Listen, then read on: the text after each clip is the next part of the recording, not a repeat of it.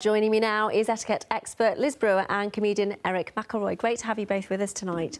Liz, first of all, why do Brits love queuing so much? Why indeed? And why indeed did they do a survey to find out that we actually like not only to queue, but we'll only queue if there are 6 people or less. Well, that's it. I mean, does it work? Does it work? Does it work? Why do we do it? Oh, it started, as you showed, ration books and queuing up. I think it works because, well, it works unless anybody does the unspeakable and queue barges. When that happens... Oh, we're getting on to that in a minute. Well, that is the deadly sin. You must never do that. And also, it's a question of, do you leave a queue?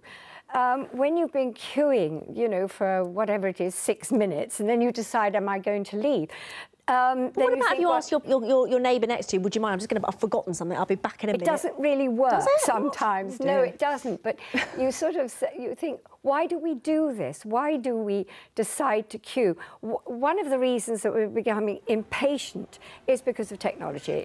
Because we're speeding up, we can do so much more nowadays. So 6 minutes is valuable, and we're not going to stay for another 10 because you've got more things to do. Okay. So that's why. But some people, however, find, well, OK, I've been here for 6 minutes. They've got their smartphones, and then they start doing a bit of business. They do a bit of answering messages, go onto emails, social media, you know, look at you. It's time to get things done. Have a joke or two. I mean, Erich, you're an American, aren't you? Yes. Living here, you've lived here for some time. I mean, have you adopted the British way of queuing? Oh, well, I have a British passport now. Okay. So part of the ceremony is you get to call up to the little stage area. And basically there was the group of us, and we literally queued to get my citizenship certificate. With a 6 people. At that moment, I was like, yes, look at them. There was no irony to it, and I understood the irony because that was part of the citizenship test. And I just got it all in that moment, and it was incredible.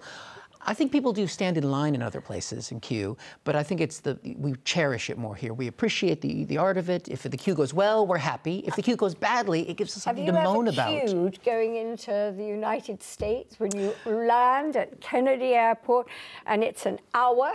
Well, that's where I bring out my American passport. I'm an He's American fine. citizen He's then. okay. He's completely fine. That's how I get both. Doesn't it depend where you queue, though? Because I'm thinking about if you queue at a bar, there's a whole... There is no queue. Well, there is no queue, but you're relying on the bar person to eyeball you, aren't you? It's a totally different set of rules, isn't it? Yeah, but it's a long bar, and you find, for example, in theatre, and everybody in the interval converges on the bar, and because it's a long bar, they all literally crush to the bar. But otherwise, you queue at the bank, you queue to pay for your groceries, you queue at an ATM.